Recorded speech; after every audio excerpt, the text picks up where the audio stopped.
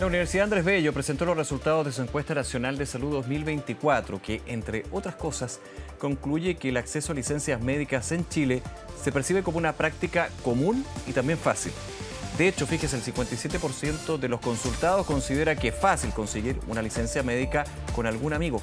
Vamos a hablar de este tema, estos resultados. Para eso estamos en contacto con el ex superintendente de salud y académico del Instituto de Salud Pública de la Universidad Andrés Bello, Manuel Inostroza. Muchas gracias por acompañarnos, Manuel. ¿Qué tal?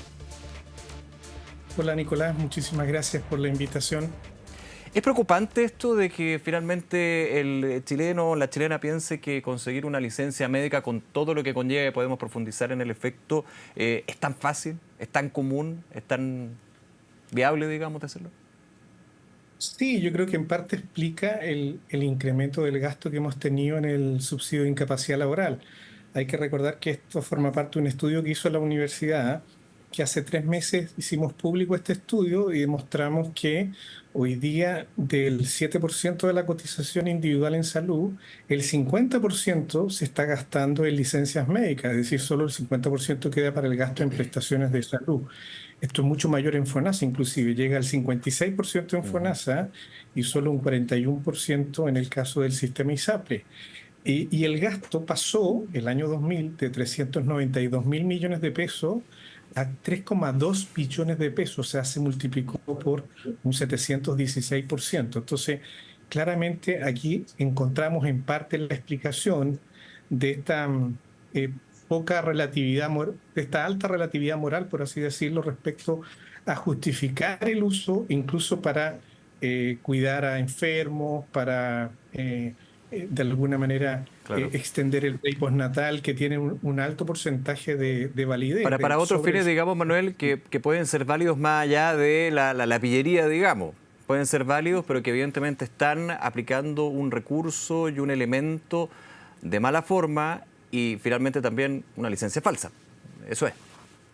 Claro, de hecho, eso da cuenta de que lo que ocurre en muchos otros países del mundo es que esto forma parte de los sistemas de seguridad social o de protección social.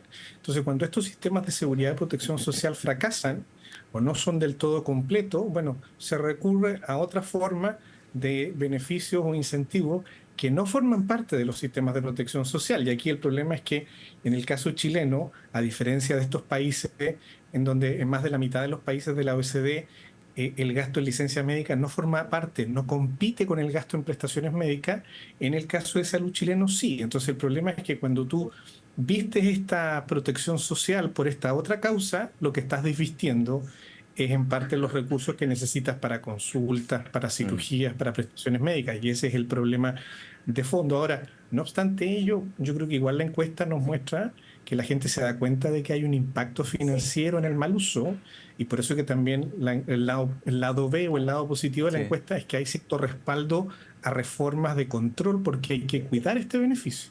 Claro, porque para entenderlo, que en la encuesta, quienes, ahí no sé cuál será el desagregado, pero de los que dijeron que es fácil obtener una licencia médica sin un diagnóstico, sin un proceso con un facultativo, y es común, no quiere decir per se de que ellos hayan obtenido una licencia. Pueden haber escuchado a un amigo o también en una percepción general que es muy fácil obtenerla.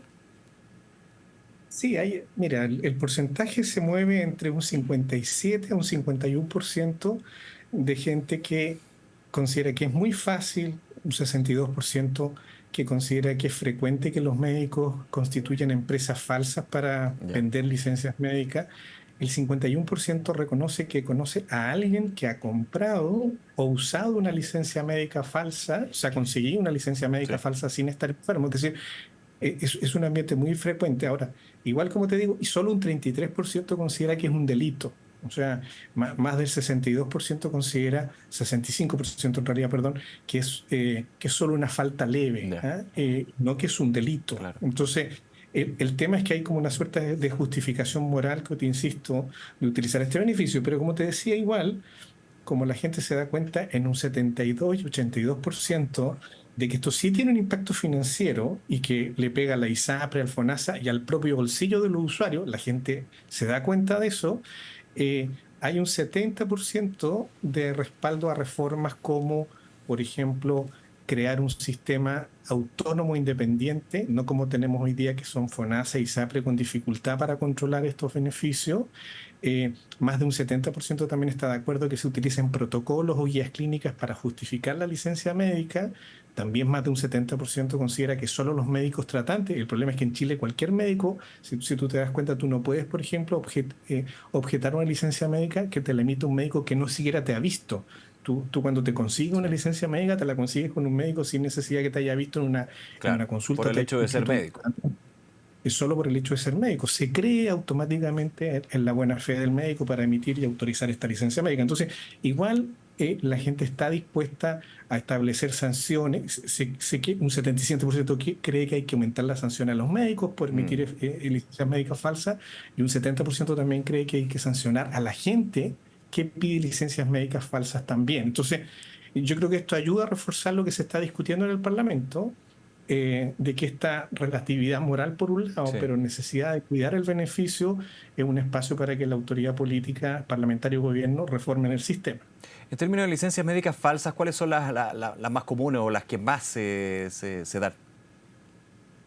A ver, mira, siempre se ha discutido y ahí el tema es que hay dos tipos de licencias que son muy difíciles de diagnosticar Ujú. con exámenes físicos objetivos, que son las musculoesqueléticas y las de salud mental, ¿sí? Porque no hay un examen que permita determinar a ciencia cierta, independiente de toda duda, de que efectivamente sí hay un dolor musculoesquelético o sí hay un problema de salud mental que determine una licencia médica. Entonces, siempre se ha especulado que en torno a este incremento de este tipo de licencias médicas hay un porcentaje significativo de licencias médicas falsas, y por eso que también son las que tienen la más alta tasa de rechazo. De hecho, por ejemplo, las licencias médicas por salud mental se rechazan en el sistema ISAPRE hasta en un 80%, lo cual es una aberración, pero este el problema de que ante la desconfianza que ante este problema, tanto ISAPRES como FONASA están aumentando las tasas de rechazo. Incluso hoy día las tasas de rechazo por beneficiarios son más altas en FONASA que en ISAPRES, inclusive. Y el problema es que en algunos casos se pueden rechazar a aquellos quienes efectivamente necesitan una licencia para lo que es el periodo de recuperación y el periodo de tratamiento. Bueno, hemos visto casos de pacientes con cáncer a los que se les ha rechazado una licencia médica, y efectivamente un tratamiento para un paciente con cáncer es algo que sí se puede objetivar, que sí hay medios diagnósticos que permiten corroborar, y sin embargo hemos visto casos de probablemente fenómenos de rechazo masivo en donde se produce que pagan justos por pecadores, digamos, ¿no? Lamentablemente. Entonces, todo este tema conlleva un círculo vicioso, que sería bueno regular, que sería bueno modificar, y por eso que, por ejemplo, la recomendación de usar protocolos y guías clínicas, cosa que aquellos que logran tener cumplimiento con estos protocolos y track tengan una aprobación rápida, no sean cuestionadas, y aquellos que no cumplen con los protocolos o con las guías clínicas o que no son de médicos tratantes tengan un sistema de control y fiscalización distinto.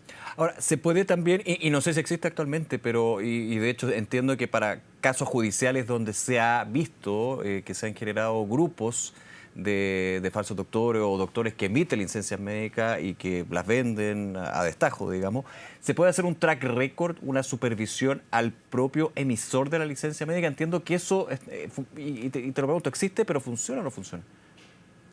Mira, hoy día existe, gracias a que se creó la licencia médica La electrónica electrónica, sí. hace 15 años atrás. De hecho, hoy día el dato estadístico que nosotros estudiamos en nuestro informe es que el 98% de las licencias médicas que se emiten en Chile, tanto en FONASA como en ISAPRE, son electrónicas. Y eso es una enorme garantía de poder fiscalizar en línea Claro. tanto a quienes emiten las licencias médicas, los médicos, digamos, así como las personas que también solicitan la licencia médica. Por eso, por ejemplo, en el caso, no sé si tú viste de los médicos colombianos fraudulentos, Perfecto, hoy sí. día la investigación que se está haciendo es de los funcionarios públicos que pidieron estas licencias médicas falsas, y se está buscando sancionar por la vía del estatuto administrativo a aquellos funcionarios públicos que pidieron licencias médicas falsas. No solamente el emisor, sino el receptor de la licencia. Exactamente. Ahora, eso se está buscando por la vía de un subterfugio, porque se está buscando por la vía del estatuto administrativo, por el tema de la probidad administrativa. Por ser funcionarios Porque, públicos, claro. lamentablemente, no hay una ley que hoy día permita sancionar a aquellas personas con multas o sanciones por emitir licencias médicas falsas. Solamente el emisor, en este caso. Si es a un privado o a una persona en un cargo. Solamente hay sanciones, pero muy menores a médicos que emiten licencias médicas falsas, y está en discusión un proyecto de ley para aumentar esas sanciones. Pero la idea de nuestro estudio y esta encuesta que hemos hecho es señalar que no va a ser suficiente un proyecto de ley que solo sanciona a los médicos que emitan licencias médicas, sino que hay que reestructurar, hay que rediseñar este beneficio con tal de cuidarlo y protegerlo como es lo que quiere la ciudadanía. Sí, y este punto que es muy importante, Manuel, dentro de una discusión bien profunda en términos del sistema de salud que queremos, público, privado, mixto, integrado. ¿Qué papel, o más que papel, qué importancia se le tiene que dar a este tema de las licencias médicas? Bueno, mira, cuando hoy día el 55% de los recursos del FONASA, donde está el 84% de la población, que se recauda por cotizaciones, se gasta en licencias médicas, y además es un gasto regresivo, porque convengamos que beneficia a las personas que tienen renta o rentas más altas. Todo ese 20% de población que en el caso de FONASA es indigente, gente pobre, que no cotiza o que no tiene derecho a una licencia médica, ve, digamos, disminuidos sus recursos, y explica en parte las listas de espera que tenemos en el sector público, porque la cantidad de recursos se utiliza excesivamente o inadecuadamente para el gasto de licencias médicas. Entonces, todo es parte de un sistema, de un engranaje, y de alguna manera hacer una reforma para cuidar el mejor uso de los recursos públicos es parte de una reforma integral, y yo diría de una mirada mixta, porque también aquí estamos hablando de que esto afecta el gasto tanto en FONASA, pero también afecta el gasto en tanto en ISAPRE. Y parte de la explicación de los conflictos financieros que han tenido la ISAPRE es también este enorme gasto que ha habido en licencias médicas, y que nuevamente genera el círculo vicioso, que para sobrevivir la ISAPRE lo que están haciendo es aumentar las tasas de rechazo, y esto es un problema, digamos, que empieza a generar esta situación de que pagan justos por pecadores, como ya lo habíamos comentado anteriormente. Por lo tanto, hacer una reforma de la mejor regulación a la gestión de licencias médicas es un elemento que contribuiría a una reforma global del sistema. De hecho, el gobierno, y por eso que hemos hecho este estudio también, está esperando no para octubre, sino que probablemente para enero o febrero del próximo año, el envío de un proyecto de ley para reformar precisamente la regulación del sistema de licencias médicas, y este es un estudio que esperamos contribuya de mejor manera a la definición de por dónde pueden ir estas mejores soluciones. Ahora, en los últimos años, Manuel Hinojosa, ¿han aumentado considerablemente las tasas de rechazo de licencia? Sí, efectivamente, como yo te decía, hoy día las tasas de rechazo generales están en torno a un 10% en FONASA y un 14% en ISAPRE, del total de licencias emitidas. Y hace 11 años atrás, estas tasas eran del orden del 5% en FONASA y del orden del 10% en más ISAPRE. que duplica, Entonces, digamos. como que se han duplicado, Claro. ¿sí? Ahora, dada la cantidad de beneficiarios que tiene FONASA por sobre ISAPRE, porque tiene 16.600.000 en FONASA y solo 2.600.000 en ISAPRE, la tasa por beneficiario de rechazo en FONASA hoy día es más alta que la tasa por beneficiario de rechazo en el sistema ISAPRE, pero es una cuestión de volumen. Entonces, obviamente claro, que preocupa mucho, como te decía, cuidar y regular bien el mejor manejo de este beneficio, y particularmente la gente de FONASA también. Además, en este contexto, ¿el rol de la Superintendencia de Salud tiene facultades, digamos, para poder, no sé si solucionar, pero sí de alguna manera engrasar de buena manera este sistema? Bueno, es que aquí tú has tocado un tema súper importante a propósito de tu pregunta. De hecho, la que menos tiene potestades sobre el manejo de la licencia médica es la Superintendencia de Salud. De hecho, la superintendencia que más tiene potestad es la que la gente menos conoce, es la Superintendencia de Seguridad Social. Es la SUSE, ¿no? que es la que en última instancia, después del reclamo que se hace en el COMPIN, si tú eres de ISAPRE y si tú eres de FONASA directamente en la SUCESO, es la SUCESO la que en última instancia resuelve cuando a ti te han rechazado una licencia médica, tú buscas que te la validen porque tú estás enfermo. Claro. Es la SUCESO la que tiene la facultad de revertir la decisión en contra, ya sea del FONASA o del ISAPRE. Entonces, ahora, tu pregunta, ¿por qué digo que es muy importante? Porque una de las cosas que hemos visto de que atenta contra el mejor control es que todo el mundo tiene un pedacito del control de la licencia médica. FONASA tiene parte del control, la ISAPRE, la Superintendencia de Seguridad Está Social, repartido. la COMPIN. En fin, hasta el Banco Estado hoy día es un ente pagador de la licencia médica en el caso de gran parte. Las cajas de compensación pagan una buena significativa parte. Entonces, el tema es que regular y controlar un beneficio con más de 8 o 10 actores es muy difícil y es muy complejo. Y por eso es que una de las reformas que nosotros hemos propuesto y que tiene más del 70% de aprobación en los encuestados es que solo una sola entidad y no esta diversidad de actores regule todo el manejo y que sea independiente de FONASA y SAPRE y regule todo el manejo a fin de que pueda controlar mejor. ¿Será esa la Superintendencia de Seguridad Social? Puede ser, pero la idea es que solo sea una entidad y no estas múltiples entidades que complican tanto la administración y regulación de un importante beneficio. Claro, pero me este. imagino que si se unifica en una entidad, sea cual sea, obligadamente hay que reforzar a esa entidad para que tenga una capacidad fiscalizadora y eventualmente sancionadora, ¿no? Exactamente, es parte de las modificaciones que se debiera proponer, que es probablemente, y eso significaría redistribuir, por ejemplo, hoy día hay cosas que probablemente de la COMPIN se tendrían que trasladar a esa nueva institucionalidad, la Superintendencia de Salud debiera dejar lo poquito que maneja de verificación en el caso de la ISAPRE, pero no lo hace en el caso de FONASA. Entonces, como que reunificar funciones y probablemente funcionarios en una sola entidad y eso permitir bajo un solo mando y una sola estructura con mayor poder fiscalizador la mejor manera de regular este tan importante beneficio. Ahora, dentro de la encuesta, ¿hay otros datos que llaman la atención en este estudio que ustedes han hecho de la Universidad Andrés Bello? Bueno, mira, a ver, lo interesante, como te decía, es básicamente lo más importante fue esta relativización moral, por Perfecto. así, porque lo que nosotros quisimos investigar es, a ver, esto del fraude, ¿es algo solo de los médicos o tiene que ver con también quién solicita el beneficio? ¿Ah?